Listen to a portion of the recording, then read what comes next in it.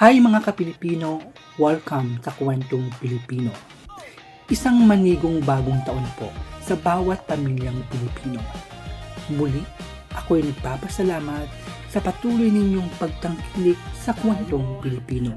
Sana ang nagdaang 2025 ay nagbigay sa atin ng isang magagandang alaala at aral ng buhay upang bauri natin sa taong 2026.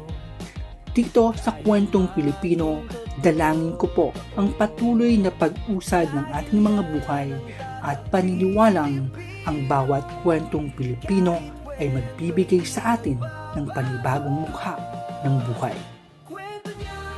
Bago ang mga bagong pahina ng Kwentong Pilipino sa taong 2026, nais ko pong imbitahan kayo na balikan natin ang ilan sa mga linyang tumatak mula sa mga taong nagbahagi ng kanilang mga kwentong Pilipino sa nagdaang taon. Espasyo, yung mga pangangailangan ng ibang tao kasi ang hirap magbigay pag ubos ka eh. So, gusto ko, yun na din po yung tinuturo ko sa sarili ko na masarap magbigay kapag sobra-sobra eh. So, lagi kong uunahin yung sarili ko para kapag nagbigay ako sa ibang tao, hindi siya mabigat.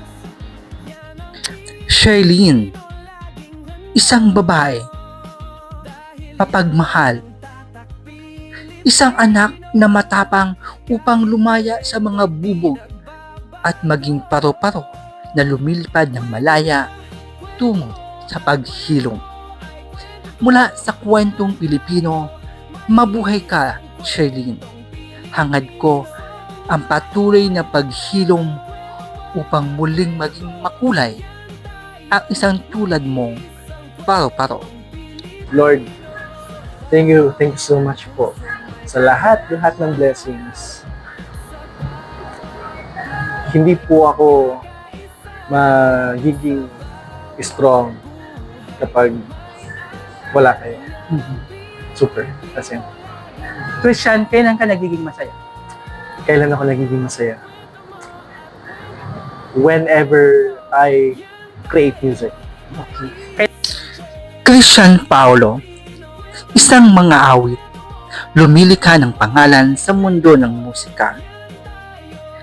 Maituturing na isang anak na naghahanap ng sariling pagkakakilanlan upang patunayan na ang kanyang desisyong sundin ang kanyang puso para sa kanyang pangarap ay mabigyang hustisya ng mga naaabot niyang tagumpay sa kasalukuyan.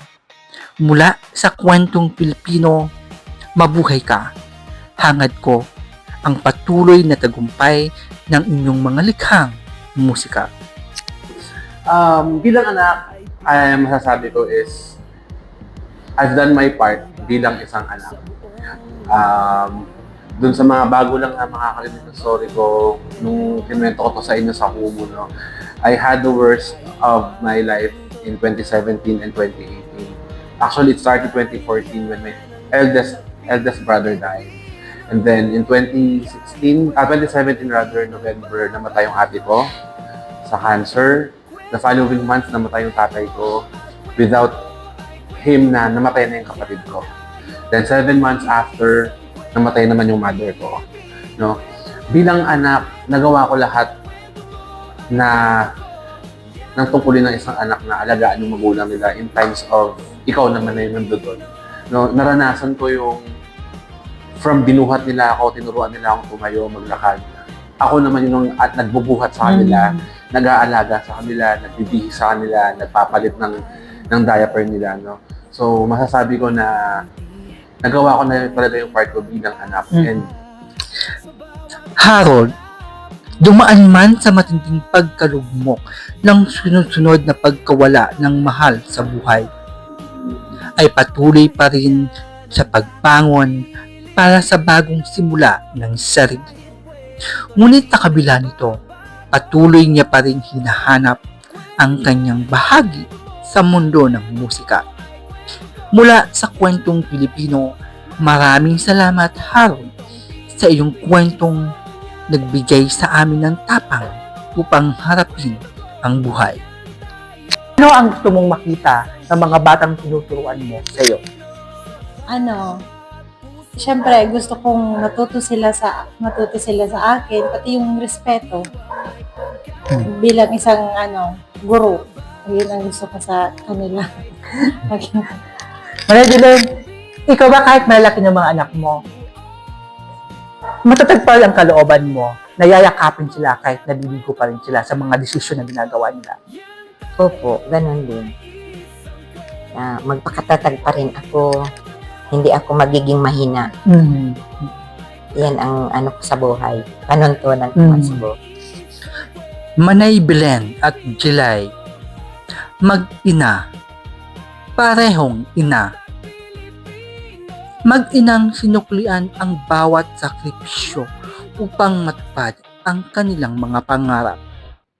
Mag-inang nagiging huwaran ng katapangan at hindi tumitigil sa pag-abot ng mga pangarap. Mula sa Kwentong Pilipino, maraming salamat Manay Belen at Jilay sa pagiging bahagi ng Kwentong Pilipino.